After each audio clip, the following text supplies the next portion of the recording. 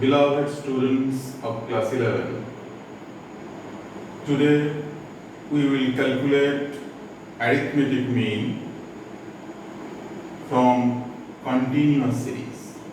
Last day we calculated from individual series, and now we have to calculate from a continuous series. One continuous series is given here. Continuous series means what? Continuous series means entire series is divided into some groups. Items of the series divided into some groups which are continuous. Continuous means they are arranged in some classes. Items are arranged in some classes. 0 to 10, 10 to 20, these are the classes. And frequencies are there against these classes. This is a continuous series.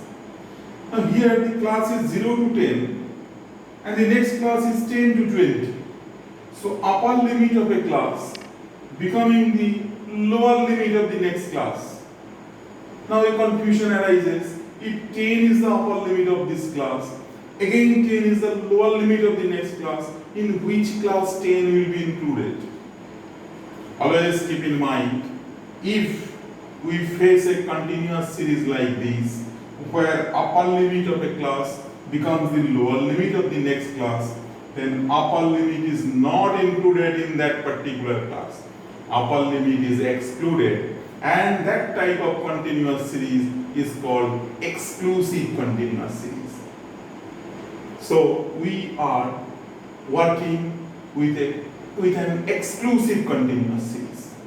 Now if instead of 10 to 20, the second class maybe 11 to 20.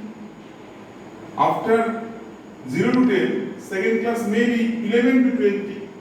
Third class maybe 21 to 30. We can write in this form also. And continuity will be maintained.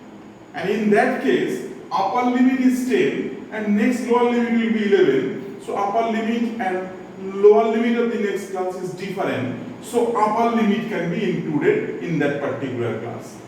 That type of continuous series where upper limit is included is called inclusive continuous series. So continuous series are of two types: exclusive continuous series and inclusive continuous series. We are working with an exclusive continuous series. When we have to calculate arithmetic mean, we all know it well. Three methods are there.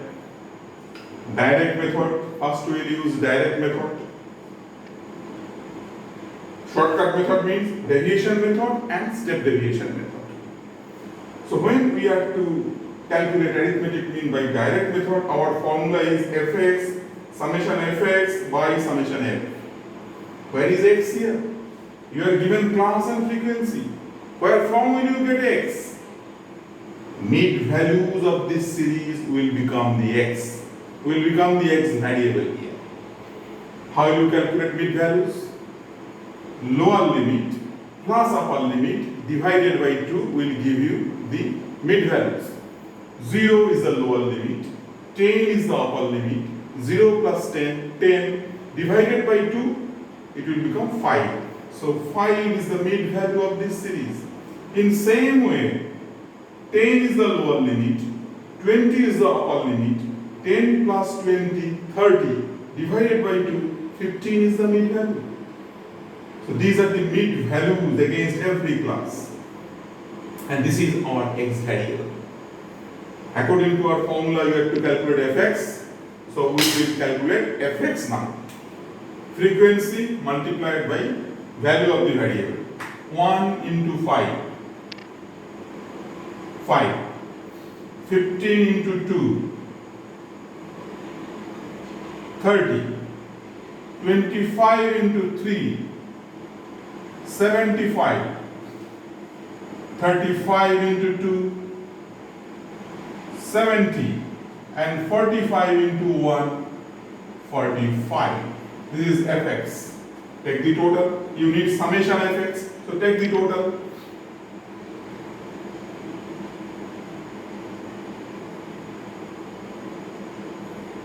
2 225 is fx.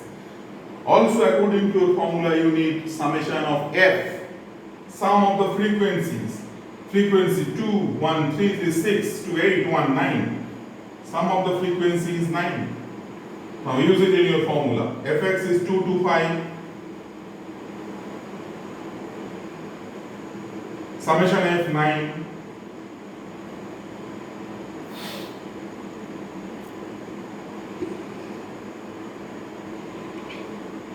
$25 will be the answer. Arithmetic mean is 25. 225 by 9 is equal to 25. In direct method, we are getting 25 is the arithmetic mean. Now one thing you may note here, our assumed mean was 25. Arithmetic mean after calculation we are getting 25. So our assumption was correct. Assumed mean and arithmetic mean is same. It happens because of a symmetrical nature of the series. This series is a symmetrical series. Symmetrical series means rate of increase in frequency will be equal to rate of its decline against equal intervals of classes. 1, 2, 3, rising in a rate 1, 2, 3 and declining in same rate 3, 2, 1 against the classes with equal intervals. This is called symmetrical series.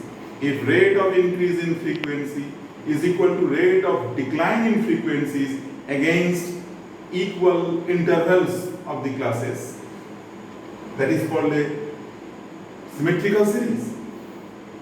So we are working with a exclusive continuous series which also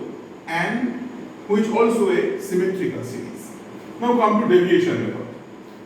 For the sake of calculation, we like to follow shortcut method. Deviation method means we will consider assumed mean. A middle value, generally a middle value is considered as the assumed mean. And we will take deviation from assumed mean. All values will be deducted. Then we will take a difference between value and the assumed mean. This assumed mean will be deducted from every value. So u is equal to your value x is 5 minus your assumed mean is 25. That is equal to minus 20. Next 15 minus 25 minus 10 25 minus 25 0 35 minus 25 10 and at last 45 minus 25 20. So here minus 20 plus 20 minus 10 plus 10, ultimately total becomes 0. Summation u is becoming 0, but in our formula u is not required. We need actually frequency and u, multiplication of f and u. Fu is required here. Always your final variable is multiplied by frequency. In direct method, x was your final variable, it was multiplied by frequency. In deviation method, u is your final variable, it will be multiplied by frequency.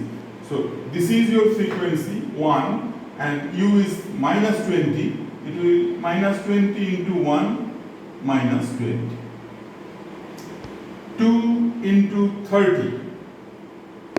2 into minus 10, again minus 20.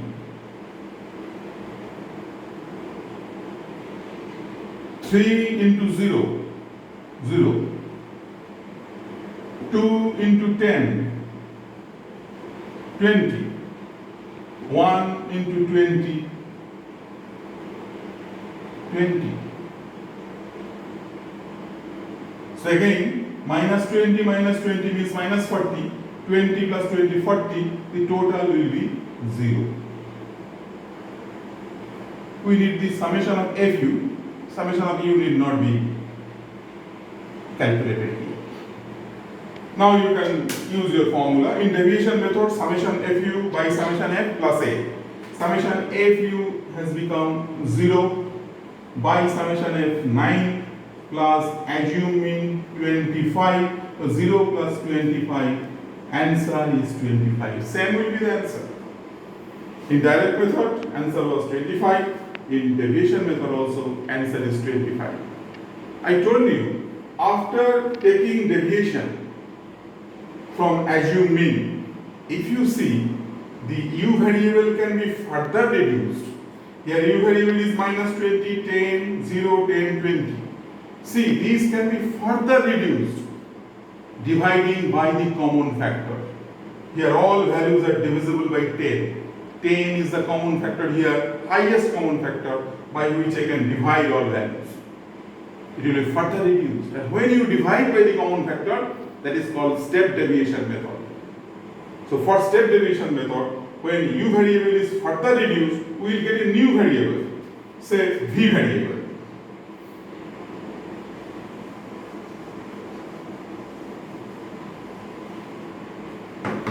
We will get v variable from u. V is equal to u by 10.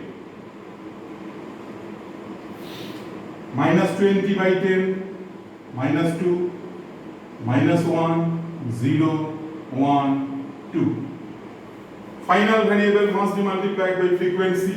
So your final variable v multiplied by fv, you have to calculate fv. f1 v minus 2 minus 2, 2 into minus 1 minus 2, 3 into 0 0, 2 into 1 2, and 1 into 2 again 2. So minus 2 minus 2 minus 4 plus 4, it is becoming 0. Like fv also becoming 0. This happens when the series is symmetrical series. Assume mean becomes the actual mean. In that case, you will have this fv, fu is becoming 0. Now in step deviation method, your formula will be slightly changed. In step deviation method, your formula will be